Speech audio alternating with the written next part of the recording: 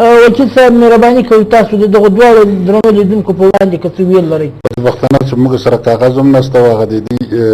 پوښتنې موږ په سوالو کې وانخیستې خو ورور چې د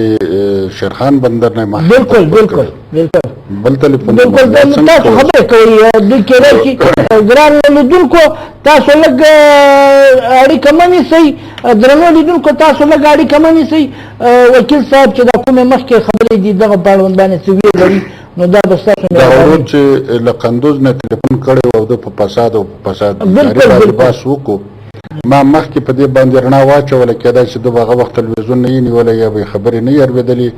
ما وویل چې زموږ مملکت په موجوده حالت کې په فساد کې اول نمبر راغلی چې دا موږ تاسو د ټولو افغانانو دپاره ډېره خجالتوره ده.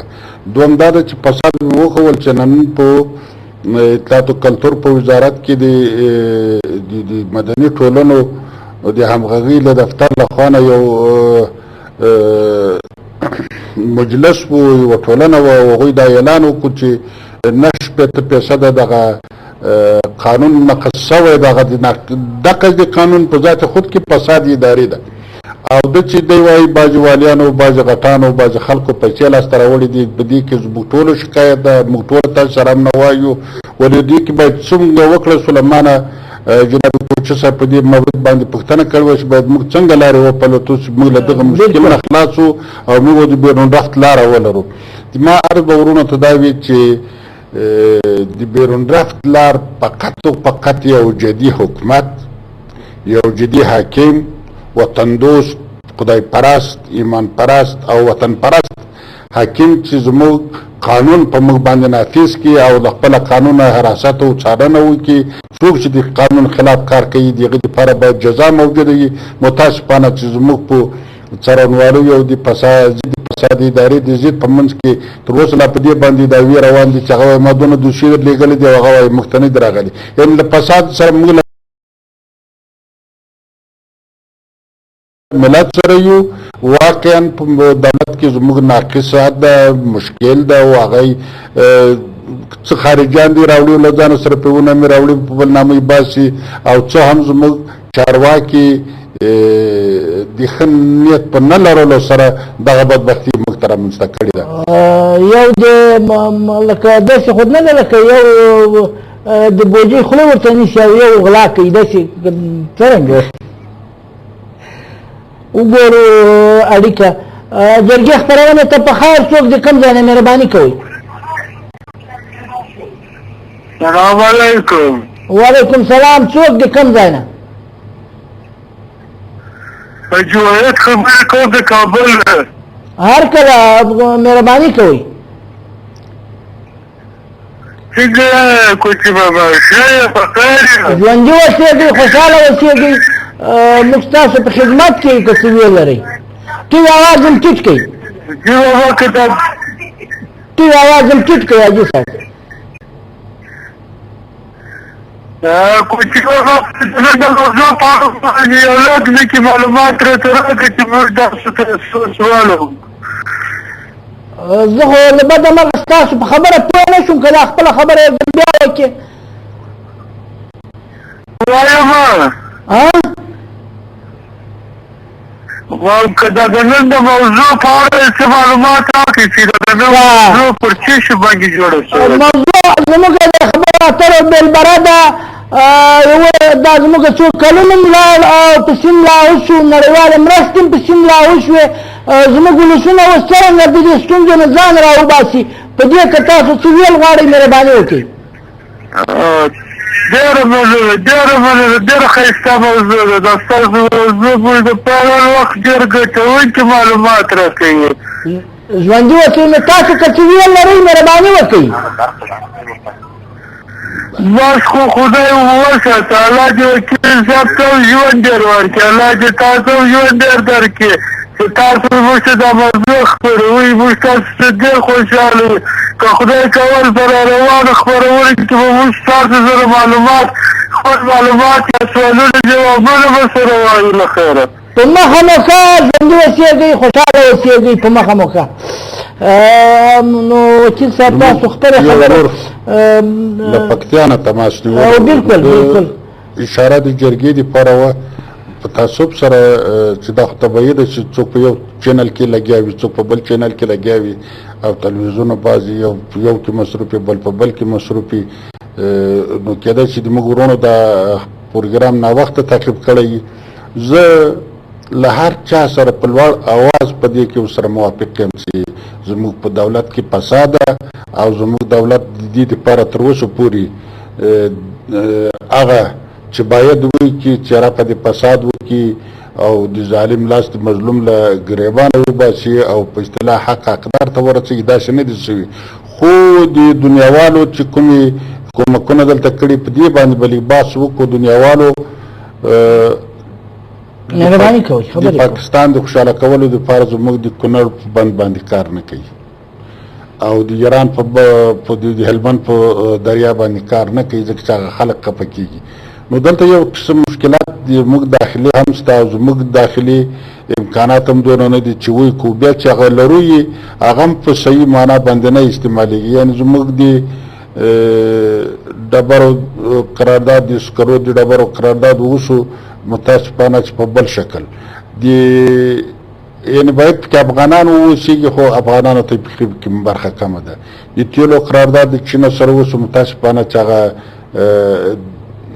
د ډبل کار دپاره چې مردایي کمپیوټر او دې شیانو ته هم پکې ضرورت نشته او مسلکي کسانو ته هم پکې زیات ضرورت نه وي په ډېره کمه کچه افغانان په هغه کې استخدامیږي دا زموږ د ملک دپاره زموږ د ولسونو سره او زموږ له خلکو سره زیاتی ده ظلم ده زموږ ورونه او زموږ قومونه په دریابونو کې هلاهو کېږي د یوې ګوله ډوډۍ د پیدا کولو دپاره کله بې جسدونه راوړي یا بې نن راوړي یا لسمه بې راوړي خو دا هغه څه دي چې زموږ د دولت بې کفایتي او ناکارآمدني ده که زموږ حکومت کې دغه اندېښنه موجوده واوسېږي او یا دوی سره دغه اندېښنه وای زموږ د ملت دپاره به یې زموږ د خلکو دپاره به یې اته کار پیدا کړی وای زموږ خلک خپل ځان ته ډوډۍ پیدا کوي خو داسې د کار موقع ورته نشته له یو طرفه زموږ کال تقریبا 6 میاشتې وي له بله طرفه پکې کار شته نه زموږ خلک ټول یا په ایران یا په پاکستان کې یا په نورو خارجو اروپایي هېوادو ته وګورئ تاسې دغه میزه هر وایي چې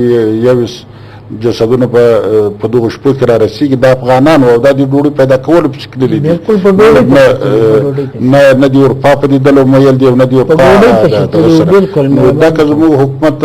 زموږ ولسونو ته خدمت کړی وای او زموږ خلک یې دلته په کار اچولي وای زموږ به دغه ضایعات نه وو دا بندامبي به هم نه وه بالکل لکه څرنګه چې تاسو په تېرو خبرو کې داسې وښودله اوس دا له بده مرغه هر څه د دغو خلکو زموږ د ولسونو نه اخیستي دي لکه جرګه یې هماغسې تړونونه یې له باندنۍ نړۍ سره هماغسې چلند یې هماغسې وشو مرستې هر څه چې وشو دا ټول داسې کېدای شي چې په دغه ټولنه کې موږ یو میرویس خان ولرو او په راتلونکي کې زموږ د خپل ارزښتونه را ژوندي کړو او د دغه میرویس خان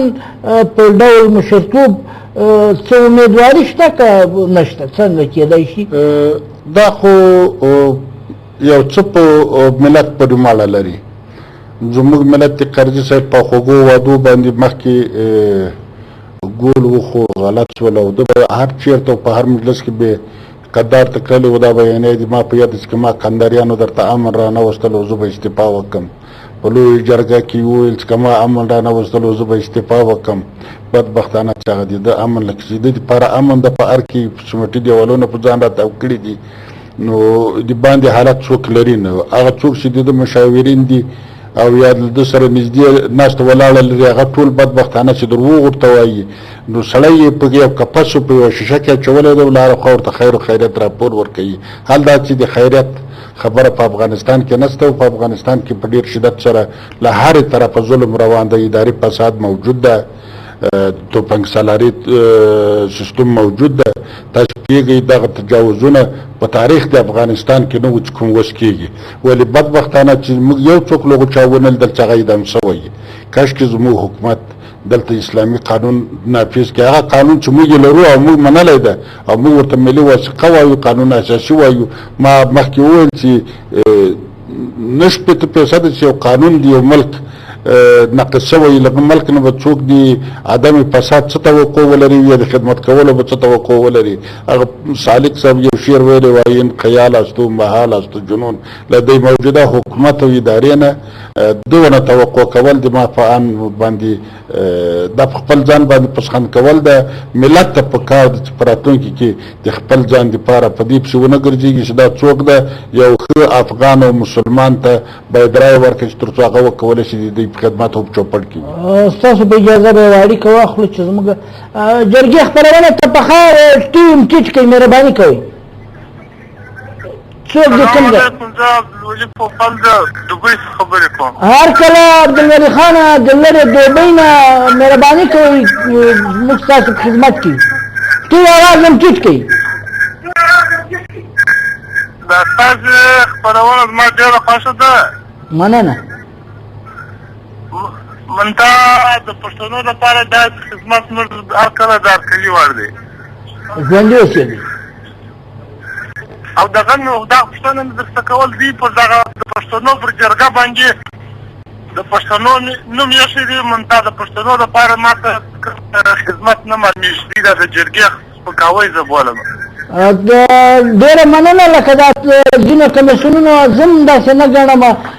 نور څه کویل غواړئ هم موږ ستاسو په خدمت کې یوه خبره خو دا شوه.